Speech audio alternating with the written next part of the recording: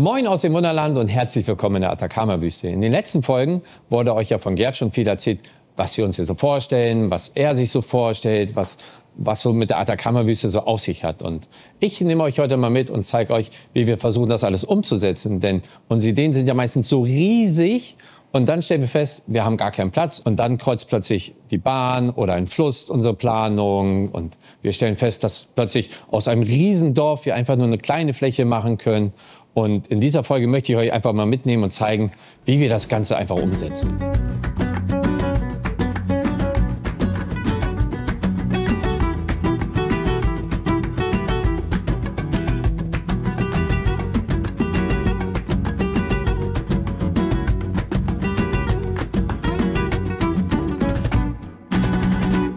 Bis vor ein paar Tagen stand hier noch gar keine Wand. Und in dieser Türzage, in der ich gerade stehe, werden wir später eine Glastür einhängen. Warum? Denn hinter mir befinden sich unsere Schattenbahnhöfe, die wir als erstes immer bauen müssen und irgendwie verstecken müssen. Dieses Mal war es besonders, denn wir haben zum ersten Mal ein U als Schattenbahnhof gebaut. Haben wir vorher noch nie gebaut. Ich nehme euch am besten einfach mal mit rein, dann könnt ihr selber am besten schauen. Wir befinden uns jetzt quasi unter der Treppe, die gerade oben in den 4. Stock zu den Sonderausstellungen führt. Und hier versteckt sich schon einiges. Über mir zum Beispiel der Bahnhof, der später mal Patagonien mit bedienen soll, wo die lange Brücke rüber geht. Und wenn man jetzt zu meiner Rechten schaut, sieht man hier 3 Schattenbahnhöfe, auf der anderen Seite 2. Die Bahnhöfe zu meiner Linken dienen später dazu, den Regenwald mit zu bedienen. Die Atacama-Wüste wird über die 3 Schattenbahnhöfe mit bedient. Das Besondere ist, bei den mittleren fahren wir als ein großes U, wie ein Hufeisen. Hoffentlich bringt es uns Glück. Und es war tatsächlich das größte Problem, dass wir den Abstand zwischen beiden Schattenbahnhöfen gleichmäßig einhalten. Viele fragen sich natürlich, wie kriegen wir diese Schattenbahnhöfe eigentlich hier rein? Weil wir sie meistens extern bauen. Wir bauen uns zum Beispiel wie das hier einen Fuß und machen nur die erste Ebene erstmal mit Stahl. Setzen den Bahnhof ein und schweißen direkt über den Schattenbahnhof das nächste Querstück rein. Und so stapeln wir uns immer weiter, bis wir hier oben angekommen sind. Was wir gleichzeitig wiederum beachten müssen, ist zum Beispiel so wie hier vorne. Wir planen hier gleich ein, wie komme ich eigentlich unter die Anlage? Denn unsere Bahnfahrer haben es total gerne, auch unsere Techniker, dass sie quasi von hinten unter die Anlage kommen. Da das aber hier in der Atacama-Wüste relativ kompliziert ist, haben wir gesagt, okay, wir gehen hier vorne rein. Deswegen haben wir hier einen sehr weiten Abstand. Und hier wird später der Rollwagen sein, damit die Elektroniker zum Beispiel an ihren Arbeitsplatz kommen. Gleichzeitig denken wir jetzt schon wieder einen Schritt weiter, weil wir müssen noch die ganzen Bahnteller unterbringen. Ja, wenn man ein bisschen auf den Fußboden guckt, wir haben schon alles durchnummeriert, wo kommt eigentlich was hin, wo kommt unsere Hauptverteilung hin für Strom. Also bevor wir überhaupt mal auf die Idee kommen oder die Umsetzung von Gerd rangehen, was er sich ausgedacht hat, haben wir schon sehr viel Grundplanung, die wir mit einsetzen müssen. Wo kommt eigentlich was hin, damit wir später die ganze Technik verstecken.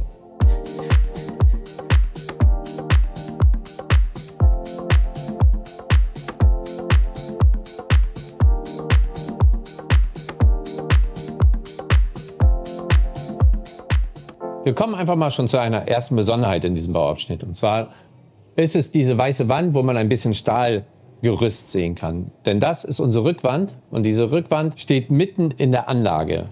Weil wir wollten etwas Tiefe erzeugen und gleichzeitig soll die Rückwand aber auch unsichtbar erscheinen. Und da mussten wir uns ein bisschen was einfallen lassen. Es hat ein bisschen Nerven gekostet. Es ist auch die 3. Version erst gewesen, die endgültig geblieben ist. Aber zu den Details kommen wir einfach mal auf der anderen Seite. Wir befinden uns mittlerweile vor der Anlage und das Blaue ist die Rückwand, von der ich gerade schon sprach. Und jetzt fragt man sich natürlich, was meint er mit Tiefe erzeugen? Wenn ich beim Stahlträger gerade runtergegangen wäre, würde die Anlage fast 1 Meter weiter vorne aufhören. Aber wir wollten eigentlich ganz gerne, dass man von hier trotzdem relativ weit nach hinten kommt, aber keinen Versatz irgendwo sieht. Und dass der Stahlträger halt irgendwie verschwindet oder mit einfließt. Und da habe ich einen ganz einfachen Trick verwendet. Und zwar habe ich die Wand rund gebaut. Und dadurch habe ich einfach keine Ecke, wo es irgendwo später einen Schattenwurf geben soll, sondern es geht einfach fließend rüber und wir können dadurch eine Tiefe erzeugen. Weil hätten wir diese Wand dort nicht, könnte ich später auf die Unterkonstruktion zum Beispiel vom Regenwald schauen und das wollten wir nicht. Für viele ist ja immer die Frage, wie baut ihr das eigentlich immer alles? Und für mich, der mittlerweile schon über 16 Jahre hier ist, rede ich immer gerne, naja, das ist halt FF, so baue ich jeden Bauabschnitt. Woran wir uns seit Jahren orientieren, ist unser 50er x 50er Raster, weil wir festgestellt haben, dass man dort mit den Schultern am besten hochkommt. Aber dann wird es auch schon wieder kompliziert, denn ich bekomme von Gerd so grobe Höhenmaßen, was er sich so am Berg vorstellt, und daran orientiere ich mich für die Unterkonstruktion. Was wir aber mittlerweile modifiziert haben, ist, dass wir für den Spand die Unterkonstruktion an sich mittlerweile aus Stahl bauen. So haben wir den Vorteil, dass wir darunter total hohl sind, aber eine ordentliche Festigkeit haben. Aber ich gebe mir dann immer auch noch die Sicherheit, dass ich ungefähr 25 bis 30 Zentimeter Holz dran setze, dem eigentlichen Spanden, wo später die Gipser die Silhouette von dem Berg aussägen. Gleichzeitig kann ich es aber auch sehr gut nutzen, um für die Trassen, wo später die Züge langfahren, ein bisschen noch Spiel habe, damit ich den Höhen- oder den Prozentausgleich sauber machen kann. Denn in der Theorie wissen wir grob, wo wir hinwollen, aber oftmals verrät einem die Praxis, dass es doch alles irgendwie gar nicht passt. Was ein bisschen nach FF-Bau klingt, ist aber auch für mich nach 16 Jahren immer noch eine Herausforderung, das irgendwie alles umzusetzen. Denn wir haben keine Anleitung dafür, man denkt sich sehr vieles aus und man weiß jetzt schon, an was man am Ende denken muss, um einen perfekten Bau zu haben. Und das ist die Herausforderung, die wir hier lieben und die das Wunderland einfach ausmachen. Während wir hier schon so weit sind, dass wir hier unsere Stadt planen können und hier sogar schon die Gipser anfangen können zu gipsen, sind wir aber auf den ganzen Flächen noch lange nicht so weit. Wir kommen gleich zu einem Teil, da werdet ihr sehen, da sind wir noch wirklich tief im Rohbau. Und wer die ganze Zeit schon zuguckt und sich wundert, was es mit diesem Dominostein auf sich hat, der bleibt am besten dran, weil das erzähle ich euch später.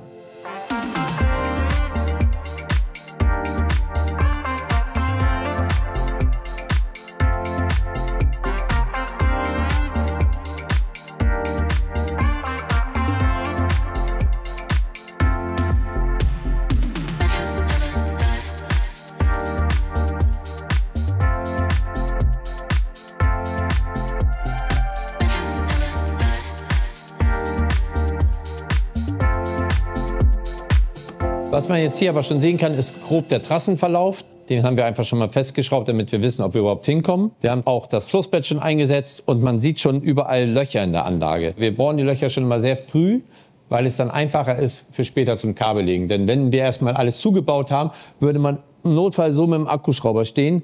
Und unsere Elektriker oder Elektroniker sind immer sehr happy, wenn wir das vorher mitmachen. Eine große Besonderheit in diesem Bauabschnitt ist auch schon, dass wir mittlerweile ein ganzes Sprinklerrohr auch mit einplanen müssen, da wir die Anlage komplett besprinklern von unten.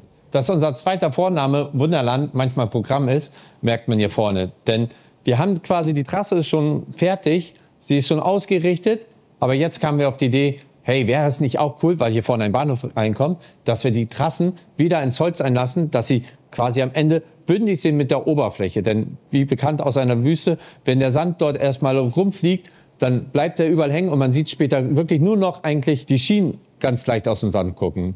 Und das wollen wir hier eigentlich auch erzeugen. Und dafür brauchen wir jetzt wieder die Dominosteine, denn dafür haben wir eine ganz spezielle Maschine. Jetzt kommen wir endlich zu den Dominosteinen. Ich habe hier eine 18er Multiplex-Platte. Darauf habe ich quasi die Dominosteine geklebt. Wir haben die auf einer Kleberolle und ich kann sie einfach aufkleben. Dabei ist es fast egal, ob ich sie super gerade aufklebe oder leicht gewellt. Denn mit der Maschine scanne ich einmal die ganze Platte ab, wenn die Dominosteine geklebt sind und habe dadurch eine digitalisierte Platte vor mir.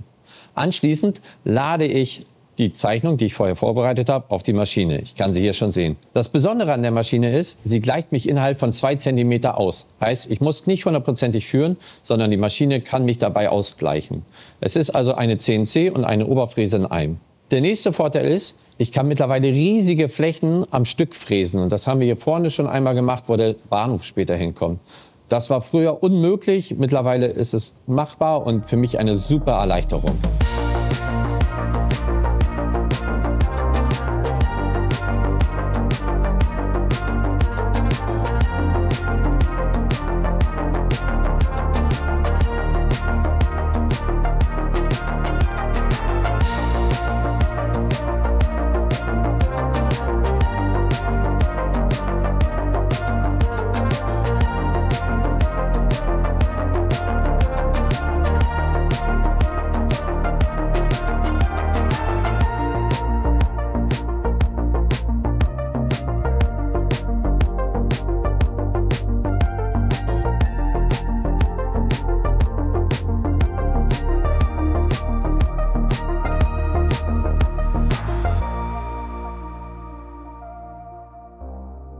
Die Trasse passt. Wir können ganz cool dahin die Anschlüsse schaffen, auch links zu einer Brücke hin. Was ich jetzt aber noch brauche, sind die Stützen. Und die schneide ich in unserer neuen Tischlerei zu. Und da würde ich jetzt einfach mal hingehen. Wir sind jetzt mittlerweile in der Tischlerei angekommen. Die befindet sich schon in dem neuen Block. Wir sind also von dem alten Block in den neuen Block mit umgezogen, haben ein bisschen mehr Platz bekommen. Und als Highlight gab es quasi als Geschenk für uns Tischler eine neue Säge. Wir haben uns wieder für eine Altendorf entschieden. Das ist bei uns Tischlern einfach so das Nonplusultra. Diesmal sogar mit einem Handguard-System bedeutet, sollten wir zu nah ans Sägeblatt kommen, rutscht das Sägeblatt nach unten, geht Gott sei Dank nicht kaputt, wir können es wiederholen. Wir achten also wirklich mehr auf Sicherheit und ja, ich sprieße einfach vor Glück, weil so eine neue Maschine, das ist schon alles ein bisschen edel. Das Schöne ist es auch, sie arbeitet mittlerweile digital. Wir können also bis in den Zehntelbereich reingehen, was für uns natürlich super hilfreich ist. Wir behalten die alte Maschine noch in Ehren, aber mit der neuen, glaube ich, sind wir erstmal super aufgestellt. Und jetzt schneiden wir erstmal ein paar Spanten zu.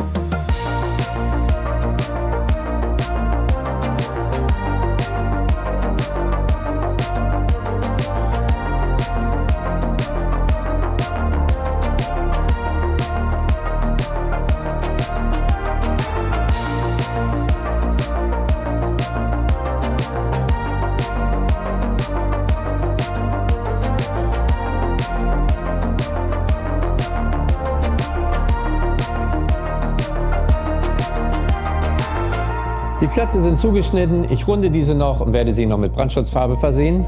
Dann warte ich noch auf die Brücke von Stefan und auf Wolfgang, damit dann oben auch ein paar Gleise zu sehen sind.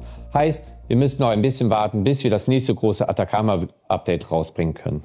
Von meiner Seite aus war's das. Ich wünsche euch noch viel Spaß, habt einen schönen Tag und wir werden uns bald wiedersehen.